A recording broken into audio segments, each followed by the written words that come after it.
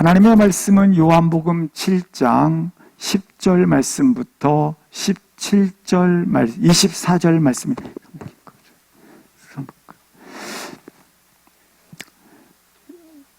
요한복음 7장 10절 말씀부터 24절 말씀까지 함께 합독을 하십니다.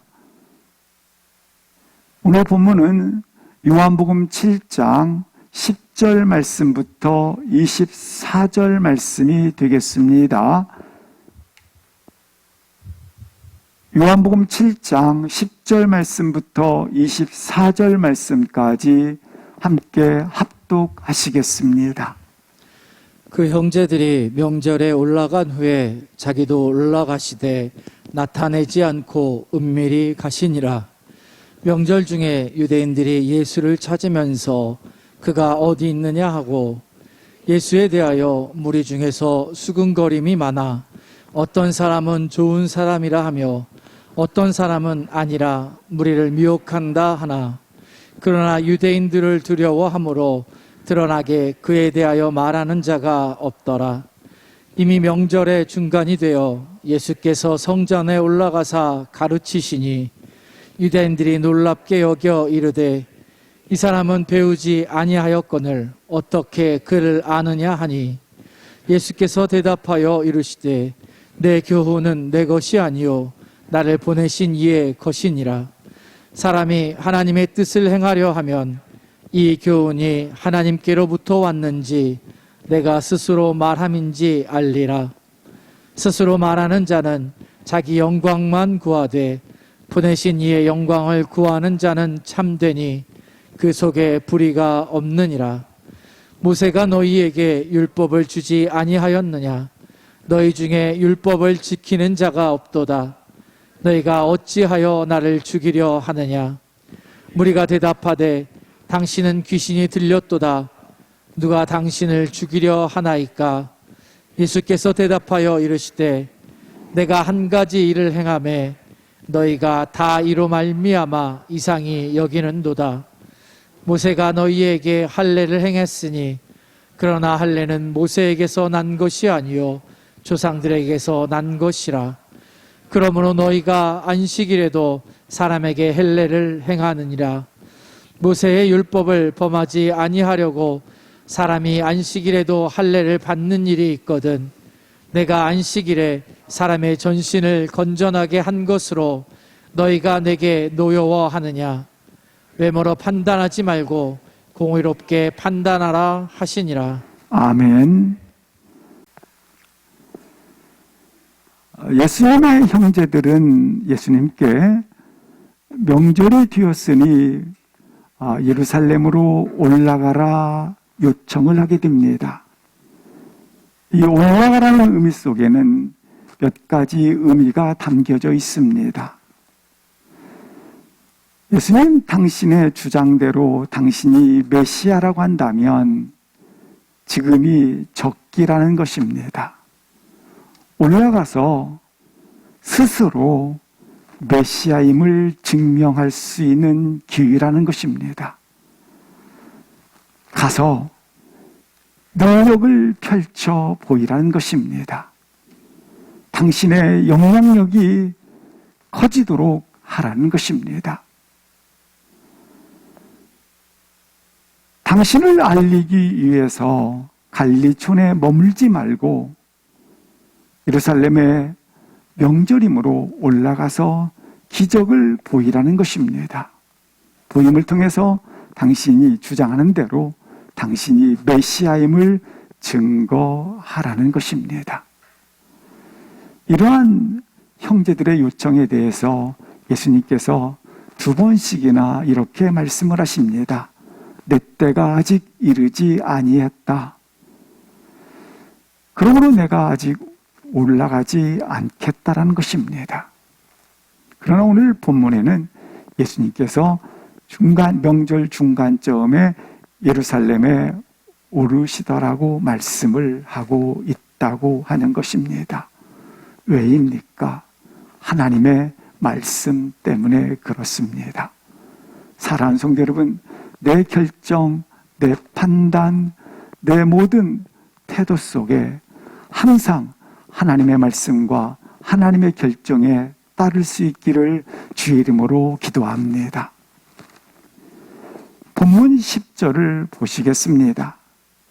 10절에 보면 형제들이 명절에 올라간 후에 자기도라고 말씀하고 있습니다. 여기 자기도는 누구를 지칭합니까?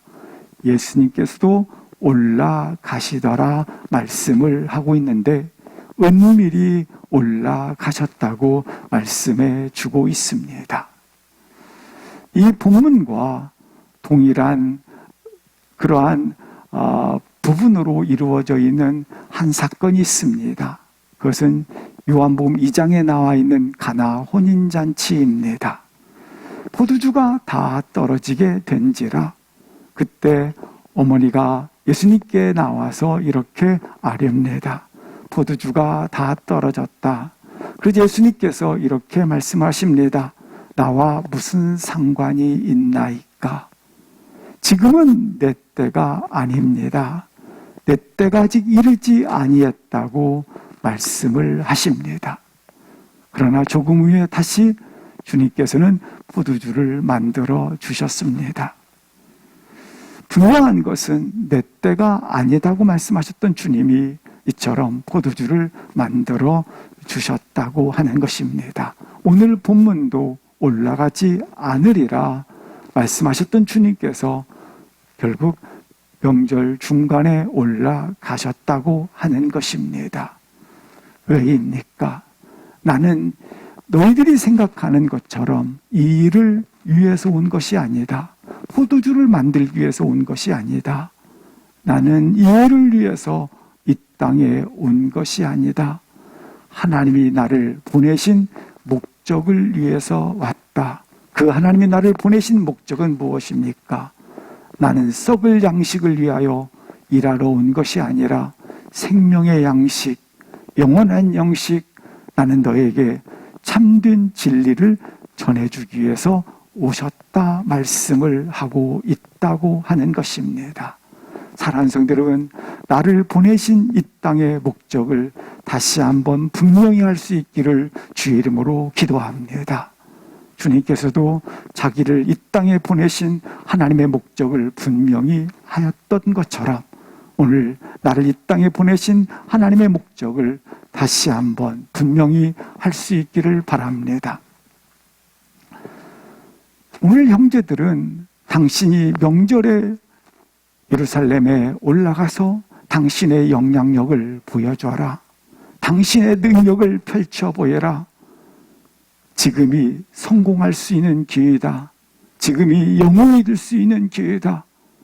당신이 지금은 모든 권세와 힘을 가질 수 있는 기회다. 지금이 적기라며 올라가라는 것입니다. 그때 예수님께서 내 때가 이르지 아니했다고 말씀을 하시면서 오늘 본문에 명절에 올라갔다라고 기록하고 있습니다. 왜입니까? 예수님의 6월절에 여기 명절에 이처럼 예루살렘에 오르신 것은 사람들의 반응에 의해서 이 길을 걸은 것이 아닙니다. 사람들의 요청에 의해서 올라간 것이 아니라고 하는 것입니다. 그렇습니다. 지금 예수님께서 오르신 것은 내가 너희 죄를 위하여 십자가의 죽으심으로 말미암아 너희들을 영원한 생명을 주기 위하여 오른다고 말씀을 해주시고 있는 것입니다. 이처럼 우리 주님께서는 요한복음 2장에 나와 있는 이 사건을 통하여 생명의 양식을 너에게 주기 위하여 그리고 오늘 본문을 통해서 예루살렘에 오르시는 것은 너에게 영원한 생명을 주기 위하여 오른다고 하는 분명한 하나님이 보내신 목적에 따라 길을 걸어가고 있는 것을 볼 수 있습니다. 예수님의 오르심은 인간의 요구에 반응해서 오르신 것이 아니라 하나님이 이 땅에 보내신 목적 때문에 오르신 것입니다. 아버지가 주신 길을 걸어갈 수 있기를 주의 이름으로 기도합니다. 우리 각자에게 아버지가 주신 길을 걸어가도록 하신 것입니다. 우리 주님께서는 이처럼 한 마리 어린 양의 제물로 드려지는 길로 걸어가셨다고 하는 것입니다. 유대인들은 명절에 예수님께서 언제 올라올지, 올라와서 어떤 기적을 행하고 어떤 말을 하고 어떤 행동을 할 것인지 논쟁을 하게 됩니다. 그 내용이 11절이 되겠습니다. 11절에 보시면 명절에 유대인들이 그가 언제 올라오느냐, 어디 있느냐, 그가 올라와서 어떤 행동을 할 것인가, 그들 사이에 이런 논쟁이 있기 시작합니다. 12절 보시겠습니다. 그래서 논쟁 가운데 그들은 말합니다. 어떤 사람은 좋은 사람이라고 하고 어떤 사람은 무리를 미혹한다, 그렇게 평가를 하고 있다고 하는 겁니다. 13절입니다. 그러나 유대인들이 두려워 드러나게 하는 자는 아직 없었더라, 이렇게 말씀을 하고 있는 내용이 되겠습니다. 예수님께서 지금 사람들의 평가를 받고 있습니다. 이 평가는 그 당시에만 있는 것이 아니라 2000년이 지난 지금까지도 수많은 사람들은 예수님을 평가를 합니다. 어떤 이는 4대 성인의 한 사람이다, 어떤 이들은 그는 혁명가이다, 어떤 이들은 예수님을 평가하기를 그는 가난한 자와 소유된 자와 함께 있기 때문에 인간 휴머니스트이다라고 평가를 합니다. 아닙니다. 예수 그리스도는 진정 하나님의 아들이십니다.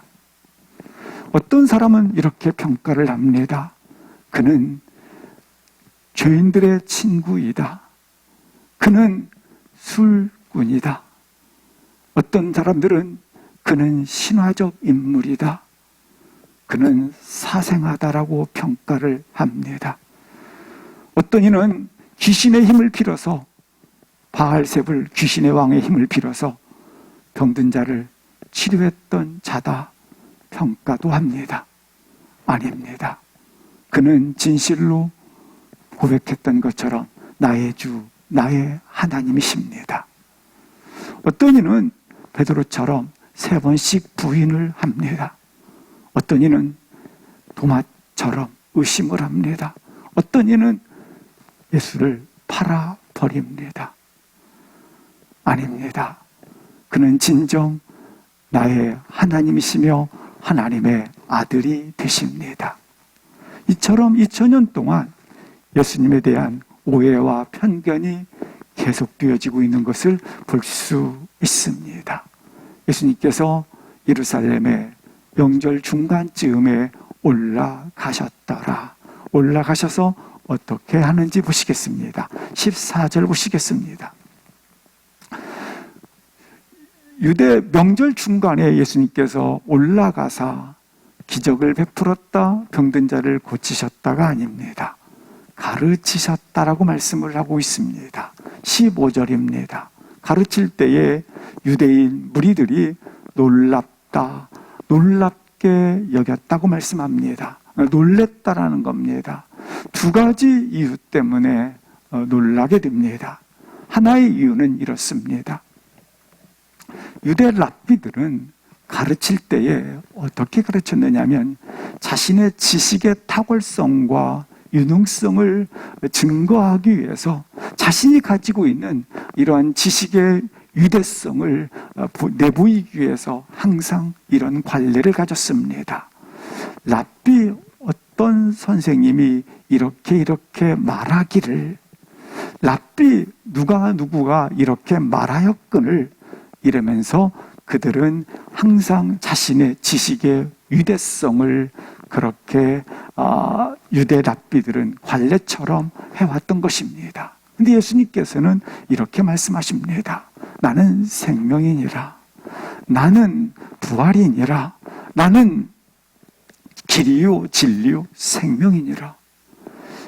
아니, 유대 랍비들은 누가 말하기를, 그런데 예수님께서는 나는 근본적 실제에 대해서 예수님께서 자신을 말씀을 하시는 겁니다. 그러자 누가 가르치지도 지금까지 누구도 말하지 않은 어떤 것을 예수님이 말씀하시는 걸 듣고 그들이 놀랐다고 하는 겁니다. 두 번째 왜 놀랐느냐면 이 사람은 배우지 아니하였거늘 어떻게 그를 아느냐 놀란 겁니다. 예수님은 배운 적이 없습니다. 근데 어떻게 그를 아느냐? 다른 말로 말하면 성전에서 예수님께서 히브리어를 가지고, 히브리어는 그 당시에 납비들 위에는 읽을 수 없는 책입니다. 그런데 예수님은 히브리어를 읽으시고 읽었을 뿐만 아니라 이를 가지고 탁월한 설교를 하시게 된 겁니다. 그러죠. 아니, 배우지도 아니한 자가 히브리어로 읽었을 뿐만 아니라 탁월하게 그것을 표현하고 설명하고 또 가르친단 말입니다. 그래서 그들이 놀랬다라고 하는 겁니다. 여기서 글이 나와 있습니다. 그램마라고 하는 것은 뭡니까?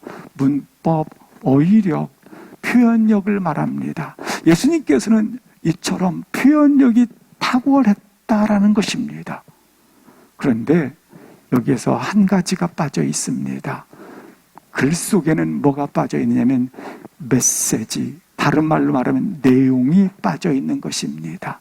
그러니까 결국 유대 사람들은 예수님이 야 저렇게 말할 수 있다니, 저렇게 대단하다니, 이것에 대해서는 놀랬지만 예수님이 정작 전하고자 하는 글의 내용, 메시지를 그들이 듣지 않았다고 하는 것입니다.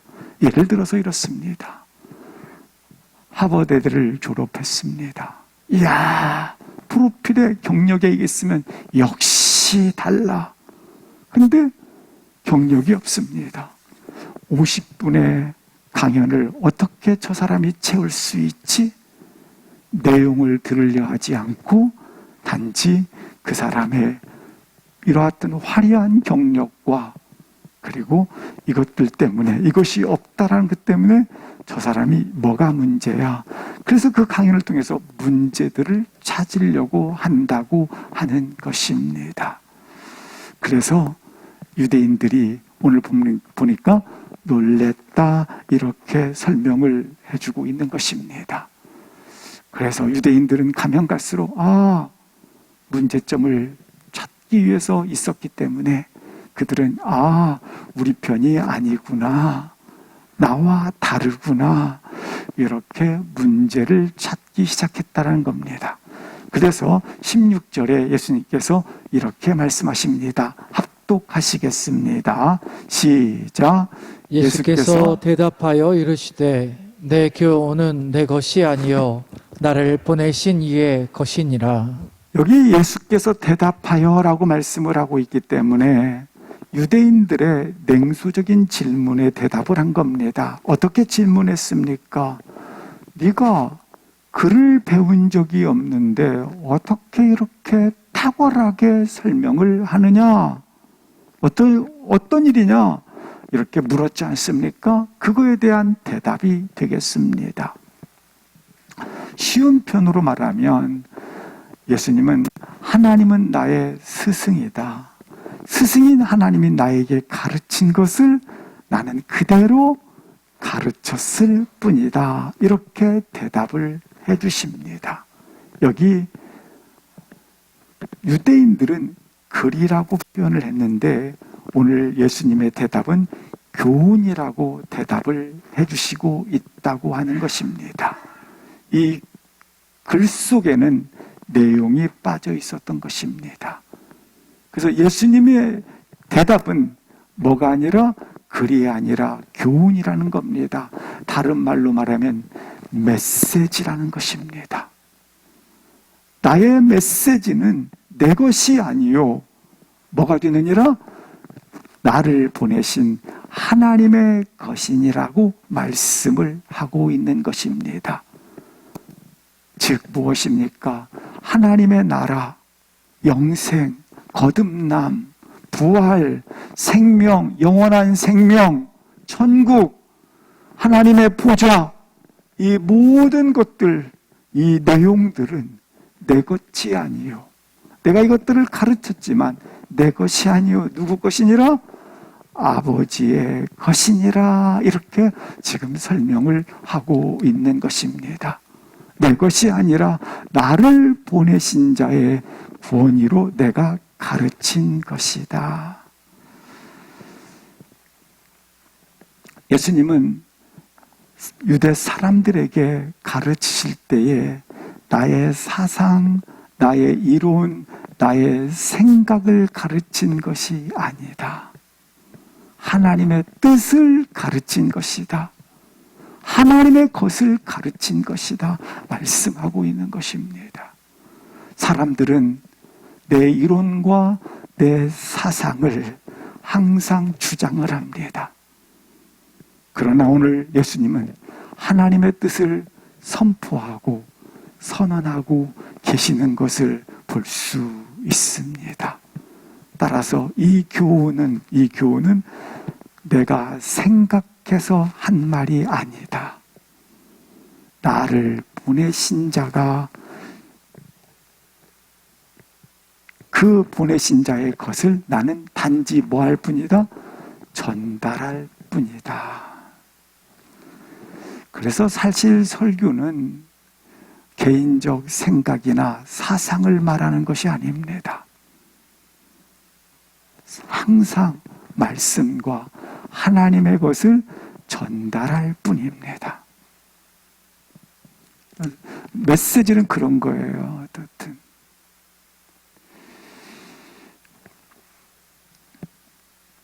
예수님의 교훈은 따라서 하나님의 뜻이 되는 거예요. 내 교훈은 내 말이 아니다. 하나님께서 내게 주신 것이니라. 하나님의 뜻이니라.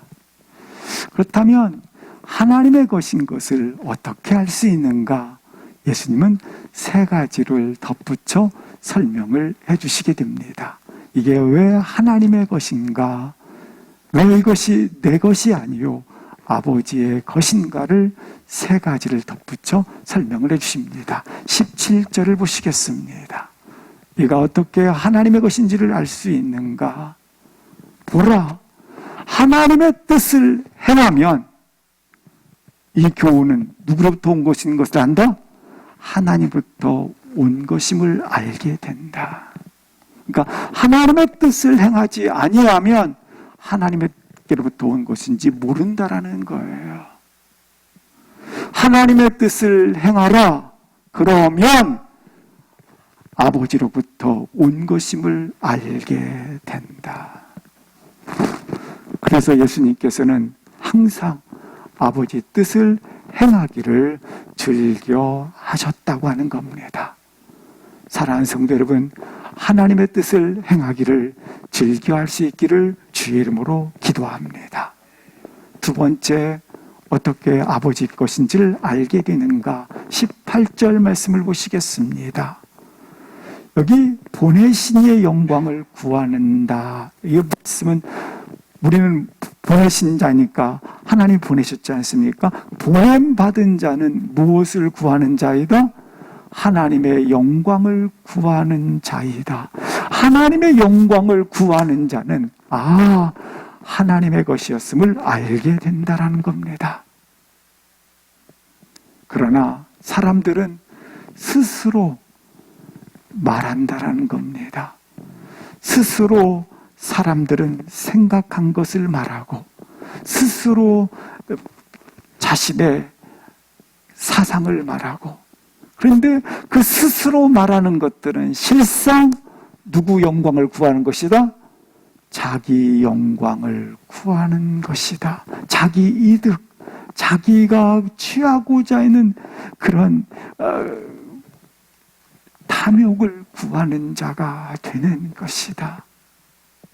어떻게 하나님의 것인 것을 네가 알 수 있느냐? 하나님 보냄을 받은 자, 나는 하나님의 영광을 오직 구하게 되면 하나님의 것인 것을 알게 된다. 그러나 사람들은 항상 스스로 생각해서 말하고, 스스로 자기를 말하고, 스스로 자기 생각을 말하는 자들은 실상 우리가 이거 분명히 할 수 있는 거 있죠. 자기 이득 때문에 그러한 것이다. 따라서 교회에서는 오직 하나님 말씀만 선포되기를 기도합니다. 예수님은 항상 이렇게 하나님께 영광을 구하는 자였습니다. 세 번째로 어떻게 하나님께 속한 것인 것을 알게 되는가? 그 속에 보십시오. 이의 영광을 구하는 자는 뭐와 뭐가 없느니라? 그는 참되시니 신실하시고, 그는 진실하시고 진리이시고 그 속에 거짓이 없다라고 말씀을 하고 있으십니다. 예수님은 그렇습니다. 죄가 없으십니다. 흠이 없으십니다. 진실하십니다. 거짓이 없으십니다. 그러나 예수님께서는 사람들부터 오해와 그리고 사람들로부터 불신을 받음으로 말미암아 결국 십자가에 죽으셨습니다. 십자가에 죽으셨으나 하나님께서는 진리와 성령의 영으로 예수님을 죽음에서 다시 일으켜 주셨습니다. 그리고 우리를 놀랍게 영원한 생명을 소유하게 하셨습니다. 사랑하는 성도 여러분, 오늘 본문 말씀처럼 우리 예수님께서는 나에게 영원한 생명을 허락하여 주셨다고 하는 것입니다. 진리는 죽은 것 같지만 다시 사는 것입니다. 그런데 이렇게 세 가지를 통해서 하나님께 속한 것이라는 것을 너희들이 알게 될 것이라 설명을 하신 예수님께서 너희 속에 뭐가 있음을 보았다? 불의가 있음을 보았다. 그 불의에 대해서 19절에 이렇게 설명을 해주고 있습니다. 계속해서 19절 합독하시겠습니다. 시작. 모세가 너희에게 율법을 주지 아니하였느냐? 너희 중에 율법을 지키는 자가 없도다. 너희가 어찌하여 나를 죽이려 하느냐? 여기 유대인들은 눈이 뜨고 눈이 감기기까지, 해가 뜨고 해가 지기까지 그들이 점 하나도, 문자 하나도 그들이 생명처럼 여긴 것이 있었습니다. 그것이 바로 율법입니다. 그들은 전 목숨을 내어주는 한이 있다 할지라도 율법을 그들이 내어주는 일은 없습니다. 율법을 지키고자 하였다고 하는 것입니다. 그런데 예수님께서 놀라운 말씀을 하십니다. 너희 중에 율법을 지키는 자가 없도다. 율법을 지키지 아니했다고 하는 것입니다. 유대인들은 글자 하나하나에 이 율법을 지키기 위해서 목숨까지 내놓았고, 그리고 그들은 글자 하나하나를 지키기 위해서 그렇게 해가 뜨고 해가 뜰 때까지도 그렇게 율법을 지키자 했던 자들입니다. 그런데 너희들 가운데 율법을 지키는 자가 없도다. 그리고 또 하나 덧붙여 주십니다. 어찌하여 나를 죽이려 하느냐. 여기에 나와 있는 죽이려 했던 자들은 바로 바리새인들이 되겠습니다. 사내들인 공의원들이 되겠고 동시에 유대 관료들이 되겠습니다. 그러니까 이들은 이런 중앙 집권 형태였기 때문에 이들이 바로 예수님을 잡고자 하였더라, 이렇게 말씀을 하고 있습니다. 영적 무지를 보여주는 것입니다. 20절을 보시겠습니다. 그런데 무리들이 이렇게 대답을 합니다. 어떻게 대답합니까? 두 가지로 대답을 하는데 진리의 말씀을 듣고 무슨 말인지 알아들을 수가 없는 거예요. 아니, 나는 생명의 떡이라 거듭나야 하리라 회개하라 이런 진리를 듣고 예수님을 못 알아들으니까 귀신이 들렸도다 하고 몰아세우기 시작합니다. 두 번째, 언제 우리가 당신을 죽이려 했습니까? 무리들은 결코 이 시간까지는 죽이려 하지는 않았습니다. 유대 관료들이 죽이려 했던 것이죠. 근데 여기에서 우리가 한 가지 알 수 있는 것, 이 일이 있고 나서 예수님께서 예루살렘에 입성하실 때 그들은 겉옷을 벗어 바닥에 깔고 호산나 호산나 노래를 했던 자들입니다. 그리고 그들이 원하는 것을 예수님께서 들어주시지 않자 그들은 곧바로 마음의 변심을 일으켰습니다. 죽이라 죽이라 죽이라 합니다. 이들의 영적 무지를 보여주고 있는 겁니다. 그래서 유대 지도자들의 영적 무지와 무리들의 무지를 보여주고 있습니다. 21절입니다. 시작.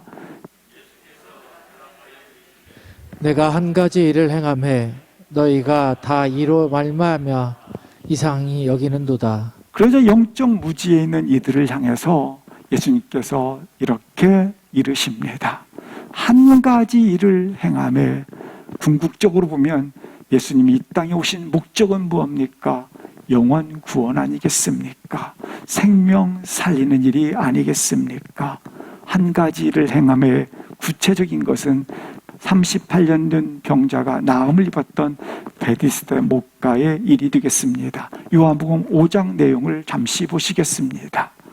38년 된 병자가 있더라. 6절입니다. 오래되었고 그는 누워 있더라. 7절 보시겠습니다. 걸을 수 없더라. 움직일 수 없더라. 8절입니다. 그런데 그 예수님께서 이렇게 죽어 있었던 자, 걸을 수 없었던 자, 일어설 수 없던 그에게 일어나 들고 걸어가라 하시니라. 9절입니다. 그런데 그날이 어떤 날이더라? 안식일이었더라. 다시 5장 16절을 보여주시겠습니다. 그 후에 안식일에 이런 일을 행하였다고 유대인들이 예수를 박해하기 시작하였더라. 예수를 잡기 위하여 그들은 이렇게 사람을 보내었더라. 이렇게 말씀을 해주고 있습니다. 이 말은 무슨 말이냐면 안식일 날 병든 자를 고쳤지 않습니까? 38년 된 소망이 없는 자, 죽어 있는 자, 걸을 수 없는 자 이처럼 그를 일으켜 세워서 강건케 했습니다. 그런데 예수님께서 이렇게 하셨는데 유대인들이 오히려 이 일로 예수님을 잡고자 하였다고 하는 것입니다. 다른 말로 말하면 유대인들은 왜 안식일 날 38년 된 병자에게 말하는 겁니다. 너 죄직해 했느냐? 너를 죄직해 한 자가 누구냐? 이렇게 묻는 겁니다.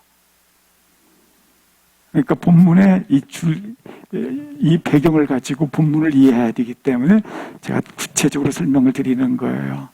이 38년 된 병자에게 유대인들이 가서 안식일 날 일하면 안 되는데 너 일하게 해서 걷고 이 누웠던 자리를 가지고 가지 않았느냐? 일하게 시켜서 너 죄직해 한 자가 도대체 누구냐? 예수라. 그러니까 예수를 박해하게 된지라. 이렇게 말씀을 하고 있는 것입니다. 사랑하는 성도 여러분, 기억하십시오. 예수님은 이처럼 오해와 편견과 박해가 있어 그렇게 십자가에 죽으셨습니다. 그러나 예수님은 만난 자들마다 천국을 소유하게 되었고 영원한 생명을 소유하게 되었고 만난 자마다 변화가 일어나게 됩니다. 베드로가 3번씩 부인했지만 비겁장이 베드로도 예수님을 만남으로 말미암아 성령이 그에게 임하는 가운데 그는 용기 있는 사람이 되어 땅끝까지 복음 전하는 증인이 되었던 것입니다. 도마가 의심이 많았지만 부활하신 예수님을 만난 후에 나의 주, 나의 하나님으로 고백을 합니다. 사도 바울이 되기 전 사울이었던 그가 박해하는 자 아니었습니까? 예수님을 만난 후 다메섹에서 예수님을 만난 후에 그는 감옥에서 주 예수보다 더 귀한 것은 없네, 예수 밖에는 없네, 이렇게 찬양하는 자로 바뀌었던 것입니다. 이 38년 된 병든 자를 고쳤다라는 것을 배경으로 해서 다시 22절을 보시겠습니다. 우리 같이 한번 읽겠습니다. 시작. 모세가 너희에게 할례를 행했으니 그러나 할례는 모세에게서 난 것이 아니요 조상들에게서 난 것이라. 그러므로 너희가 안식일에도 사람에게 할례를 행하느니라. 먼저 이 할례에 대한 정확한 부분을 표현할 수 있습니다. 여기 너희에게 할례를 행했으니 할례는 모세에게서 난 것이 아니요 첫 번째 조상들에게서 난 것이다. 그리고 너희 조상들이 안식일에도 사람에게 할례를 행하였더라, 이렇게 말씀하고 있습니다. 그렇다면 할례는 모세에 의해서 기록된 것이 맞습니다. 레위기 12장 1절을 보시겠습니다. 그러나 할례를 주신 분은 누구시냐면 여호와께서 이르시되, 3절 보시겠습니다. 여덟째 날에 남자의 포피를 벨 것이다. 할례를 주신 분은 누구시냐면 여호와께서 주신 것입니다. 창세기 17장을 보시겠습니다. 거기 보면 하나님이 아브라함에게 이르시되 지키라. 10절 보시겠습니다. 다 할례를 받으라. 따라서 할례를 시작하는 것은 조상이었던 누구 때부터 시작되었다? 아브라함 때부터 시작이 되었습니다. 할례는 하나님의 율법입니다. 그런데 안식일을 지켰다고 지금 예수님께 미워했고 또 그걸 예수님을 잡으려 하지 않았습니까? 박해하지 않았습니까? 그렇다면 안식일과 할례가 서로 부딪히는 것을 볼 수 있습니다. 할례는 하나님께서 정하신 것이고 또 안식일을 거룩히 지키라는 것은 하나님의 명령입니다. 할례는 8일째 포피를 베는 의식입니다. 근데 안식일은 7일이면 돌아옵니다. 또 8일째 되는 날도 그리고 안식일째 되는 날, 이처럼 둘 사이에 마치 간극이 있는 것처럼 부딪히게 되는 것입니다.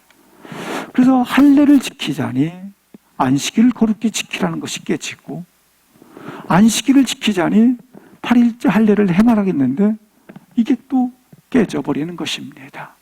그러자 유대인들은 어떻게 결정하느냐면 이와 같은 일에 대해서 먼저 그들은 율법 선생에게 의뢰를 합니다. 그래서 율법 선생이 결정한 대로 따르기로 결정을 합니다. 율법 선생은 이렇게 결정을 했습니다. 유대인들에게 생명과 건강을 지키는 일이 되었다면 안식일에도 뭘 지킬 수 있느니라? 할례를 지킬 수 있다. 이렇게 명시를 하게 된 겁니다. 그럼 이건 누가 정한 거예요? 사람이 정한 거예요. 그래서 그가 할례도 지키고 안식일도 지켜서 우리가 이처럼 다 지키는 자가 되었다. 이렇게 누가 결정을 했느냐면 율법 선생이 결정을 하게 된 겁니다. 23절 합독하시겠습니다. 시작. 내 율법을 범하지 아니하려고 사람이 안식일에도 할례를 받는 일이 있거든 내가 안식일에 사람의 전신을 건전하게 한 것으로 너희가 내게 노여워하느냐. 너희가 안식일에 남자의 한 부분을 떼어놔서 할례를 지키는 것도 했다. 그래서 그 사람을 건강하게 하도록 생명을 유지하도록 했다. 그런데 나는 우리 예수님께 하신 말씀이에요. 유대인들은 몸의 구분이 248개로 이렇게 조직이 구성되어 있다고 믿습니다. 근데 248가지를 너희들은 그 중에서 한 가지 떼어내므로 몸의 건강을 유지할 수 있도록 그렇게 정하여서 안식일에 할 일을 했지 않느냐. 근데 나는 온몸이 다 248가지가 다 죽어 있었던 38년 된 병자, 걸을 수 없는 자, 그리고 일어날 수 없는 자를 어떻게 했다? 안식일에 너희들은 한 가지를 그렇게 몸의 건강을 위해서 했다. 나는 248가지를 그 사람을 전신을 어떻게 했다? 건실하게, 건전하게 했다. 근데 왜 나를 잡으려 하느냐? 왜 박해하느냐? 왜 죽이려 하느냐? 이런 말씀이 되겠습니다. 왜 그랬을까요? 긍휼의 마음을 잊어버렸기 때문에 그렇습니다. 사랑하는 성도 여러분, 이 같은 때에 아버지의 긍휼의 마음을 회복할 수 있기를 주의 이름으로 기도합니다. 마지막 24절 합독을 하시겠습니다. 시작. 외모로 판단하지 말고 공의롭게 판단하라 하시니라. 세상은 항상 외모로 판단합니다. 재단한다라는 말입니다. 해석하고 분석하고 그리고 거기에 따라 재단한 것에 따라서 자신이 재단한 것에 따라서 정죄하고 죽이고 그리고 심판을 한다라는 겁니다. 너희는 그걸 마음 중심에 두고 살지 말고 너희는 하나님의 공의를 가지고 판단하라. 여기 지금 유대인들이 아니겠습니까? 너희들은 하나님의 공의를 가지고 걸어가라 말씀을 하고 있는 겁니다. 하나님의 공의란 무엇입니까? 하나님의 공의의 최절정은 십자가입니다. 그래서 분명히 십자가를 통해서 심판을 받았습니다. 죽여야 하는 것, 재판받아 심판받아야 하는 것, 그것이 십자가를 통해서 이미 다 대가를 지불했습니다. 우리가 정죄받아 마땅하지만 그 크신 하나님의 사랑으로 대신 십자가를 감당함으로 말미암아 죄 없이 하셨고 그리고 우리가 영원한 생명, 새 생명을 가진 자가 되었습니다. 하나님의 공의란 이와 같습니다. 하나님의 공의란 마땅히 줄 것을 주십시오입니다. 마땅히 줄 것을 주는 태도가 하나님의 공의가 되겠습니다. 줄 것은 무엇입니까? 생명을 살리는 것을 말하는 겁니다. 네가 이웃에게 대신 너가 지불함으로 말미암아 이웃이 생명이 살아나는 것, 이웃이 회복되어지는 것, 그것을 가지고 유대인들아 걸어가라. 그렇게 살으라. 이 심판을 통해서 유대인들, 지도자들이 가지고 있었던 영적 무지, 무리들이 가지고 있었던 영적 무지를 심판을 통해서 깨트려 버리시고 영원한 생명을 얻게 하였다.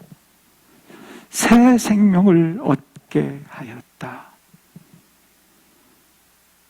당신이 유대인들한테 지금 주님이 하시는 말씀, 너희는 이제 세상의 외모로 살지 말고 하나님의 공의로 살아라. 너희는 하나의 생명을 살리는 하나님의 공의를 가지고 걸어가라. 이 하나님의 공의는 당신이 이웃을 위해서 스스로 당신이 죽음으로 말미암아 이웃이 마땅히 돌려받을 것을 돌려받도록 하라. 여기서 잘못 생각하면 공의로 판단하는 거니까 하나님은 심판하고 처벌하고 이렇게 살라는 것이 판단할 수가 있어요. 아니에요.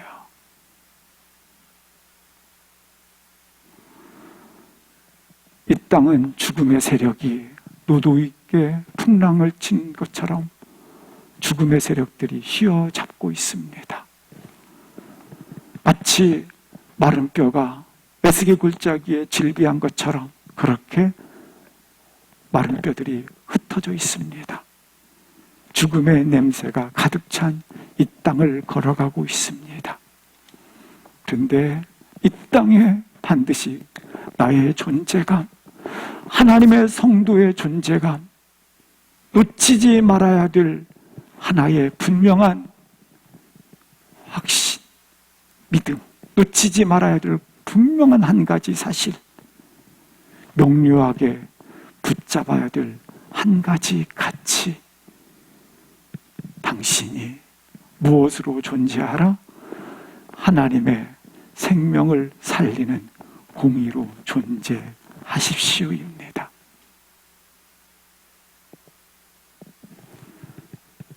이 땅에 하나님의 공의를 가지고 생명을 살리는 공의를 가지고 그렇게 흘려보내는 자로 가라. 흘려보내는 이 하나님의 생명을 살리는 공의가 마치 하수같이 강같이 흘러 퍼져나갈 수 있기를 주의 이름으로 기도합니다. 함께 일어나셔서 잠시 기도하시겠습니다.